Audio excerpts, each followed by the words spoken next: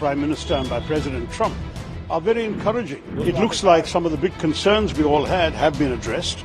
दोस्तों, नेटो देशों को जो दर्जा अमेरिका ने दे रखा है, अब वह दर्जा भारत को देने के लिए अमेरिका तैयार दिखाई दे रहा है। भारत की फिर चाहे सिक्योरिटी हो, आतंकवाद को लेकर, साथ ही खालिस्तान को लेकर भारत की जो परेशानी हो, इसके अलावा ग्लोबल पॉलिटिकल और इकोनॉमी सभी सेक्टर को भारतीय प्रधानमंत्री के अमेरिका के दौरे के समय कवर किया गया। वहां से जो खबर निकलकर सामने आई उसको देखकर कांग्रेस सरकार के नेता, farmer diplomat, former minister of state for external affair Shashi Tharoor ने भी भारत सरकार और प्रधानमंत्री नरेंद्र मोदी की प्रेस कॉन्फ्रेंस की तारीफ की। इतना ही नहीं, विदेशी मीडिया में भी इस विजिट ने काफी ज्यादा सुर्खियां बटोरी। इस पूरे विजिट में क्या कुछ हाईलाइट रही और किन चीजों को लेकर भारतीय प्रधानमंत्री नरेंद्र मोदी और अमेरिका के राष्ट्रपति के बीच बातचीत हुई, इन सब के बारे में इस वीडियो में डिटेल में बात करेंगे। लेकिन पहले देखते हैं कि शशि थरूर की तरफ से क्या कुछ कहा गया।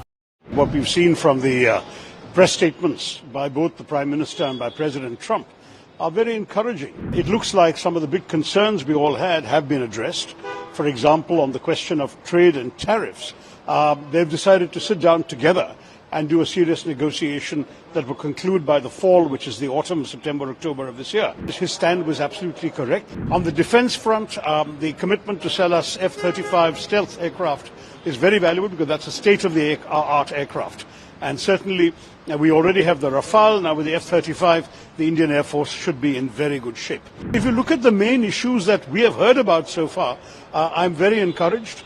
And I look forward to more detail. यह कांग्रेस के उन गिने चुने नेताओं में से एक है जो कि सरकार जहां पर सही होती है उसको सही कहने से डरते नहीं हैं। बात करें इस विजिट की तो इस दौरे के समय अमेरिका के राष्ट्रपति डोनाल्ड ट्रंप ने घोषणा की कि उनकी सरकार ने 26/11 मुंबई हमले के आरोपी तहव्वुर राणा के भारत प्रत्यर्पण को मंजूरी दे दी है। तहव्वुर राणा, जो एक कनाडाई नागरिक और पाकिस्तानी मूल का है, फिलहाल अमेरिका की जेल में बंद है। राणा पाकिस्तानी अमेरिकी आतंकी डेविड हेडली का करीबी सहयोगी था जो 26/11 हमले की साजिश में शामिल था। इस हमले में 166 लोगों की जान गई थी और भारत को गहरा जख्म मिला था।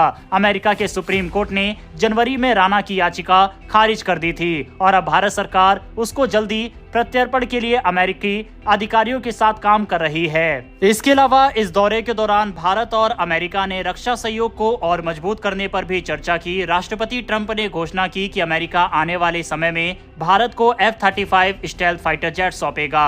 F-35 दुनिया का सबसे आधुनिक फाइटर जेट है जो स्टेल्थ तकनीक से लैस है और दुश्मन के रडार की पकड़ में नहीं आता। यह एक बड़ा कदम होगा क्योंकि अब तक अमेरिका ने केवल अपने करीबी सहयोगियों को ही F-35 दिया है। वहीं ये इसलिए भी खास है क्योंकि भारत ऐसा पहला देश बनेगा जिसके पास रूस का S-400 डिफेंस सिस्टम होते हुए F-35 आएगा अगर भारत अमेरिका से डील करता है तो। वहीं इस बात में कोई दो राय नहीं कि F-35 अगर भारत अमेरिका से लेता है तो भारत की और सिक्योरिटी काफी ज्यादा इनहेंस हो जाएगी क्योंकि एक तरफ भारत के पास एयर टू एयर कॉम्बैट के लिए one of the best fighter jet Sukhoi है, दूसरी तरफ फ्रांस का सबसे एडवांस फाइटर जेट राफेल है और F-35 के आने से भारत काफी आगे हो जाएगा। इसके अलावा अमेरिका ने भारत को जेवलिन एंटी टैंक मिसाइल और स्ट्राइकर इन्फेंट्री कॉम्बैट व्हीकल देने पर भी चर्चा की है। जेवलिन मिसाइल एक शक्तिशाली एंटी टैंक मिसाइल है जो दुश्मन के टैंकों को आसानी से नष्ट कर सकती है।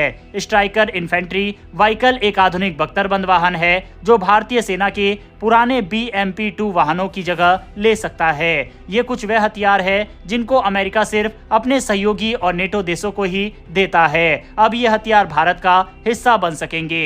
इसके साथ ही भारतीय नौसेना की ताकत बढ़ाने के लिए 6 नए P-8I समुद्री गश्ती विमान खरीदने पर भी सहमति बनी है। ये विमान समुद्र में दुश्मन की पनडुब्बियों को ट्रैक करने और नष्ट करने में सक्षम है। प्रधानमंत्री नरेंद्र मोदी और अमेरिकी राष्ट्रीय सुरक्षा सलाहकार माइकल वॉल्ट्ज के बीच रणनीतिक सहयोग, डिफेंस और इंडस्ट्रियल कॉपरेशन और न्यूक्लियर एनर्जी को लेकर भी चर्चा हुई। दोनों देशों ने यह भी तय किया कि भारत में छोटे मॉड्यूलर रिएक्टर्स और अन्य रक्षा तकनीकों पर मिलकर काम किया जाएगा। इसके अलावा डोनाल्ड ट्रंप पहले भारत पर ज्यादा टैरिफ लगाने की धमकी दे चुके थे, लेकिन इस बैठक में दोनों नेताओं ने बातचीत से समाधान निकालने पर सहमति जताई। ट्रंप ने खुद माना कि पीएम मोदी उनसे बेहतर नेगोशिएटर यानी सौदेबाज है। मजेदार बात यह रही कि मोदी जी ने ट्रंप के फेमस नारे मागा, जो कि मेक अमेरिका ग्रेट अगेन है, इस पर मजाकिया अंदाज में कहा कि मेक इंडिया ग्रेट अगेन पर हम काम कर रहे हैं। रिपोर्ट्स के मुताबिक पीएम मोदी और ट्रंप ने 2030 तक भारत अमेरिका व्यापार को $500 बिलियन तक ले जाने का लक्ष्य रखा है। दोनों देशों ने आर्टिफिशियल इंटेलिजेंस, सेमीकंडक्टर और रणनीतिक खनिजों पर सहयोग बढ़ाने की बात की। हालांकि ट्रंप ने भारत के ऊंचे आयात शुल्क पर आपत्ति जताई और इसे अनुचित बताया। वहीं वर्ल्ड मीडिया की तरफ से इस विजिट पर क्या कुछ कहा गया, चलिए वो भी आपको बताते हैं। ब्लूमबर्ग की रिपोर्ट के मुताबिक भारत अमेरिका से ज्यादा तेल और गैस खरीदने जा रहा है, जिससे ट्रेड बैलेंस सुधर सकता है।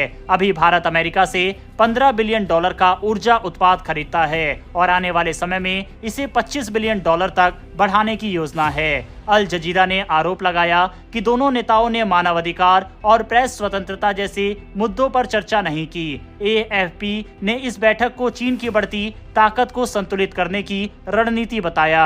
CNN ने अमेरिका के टैरिफ नियमों की आलोचना करते हुए बताया कि भारत अमेरिका से आयात पर 9.5% टैरिफ लगाता है, जबकि अमेरिका सिर्फ 3% टैरिफ लगाता है। तो दोस्तों, ये था प्रधानमंत्री नरेंद्र मोदी के विजिट से जो भी खबरें निकलकर सामने आई और इस पर जो भी रिएक्शन दुनिया भर के मीडिया या भारत से आया। अगर आपको ये कवरेज और वीडियो पसंद आई हो तो मेरी एक छोटी सी रिक्वेस्ट है कि नीचे दिए गए सब्सक्राइब बटन को प्रेस कर बेल आइकन को दबा ले, जिससे हमारी डेली ऐसी वीडियो आप तक सबसे पहले पहुंच सके। फिर मिलेंगे ऐसी एक नई वीडियो के साथ। धन्यवाद। जय हिंद।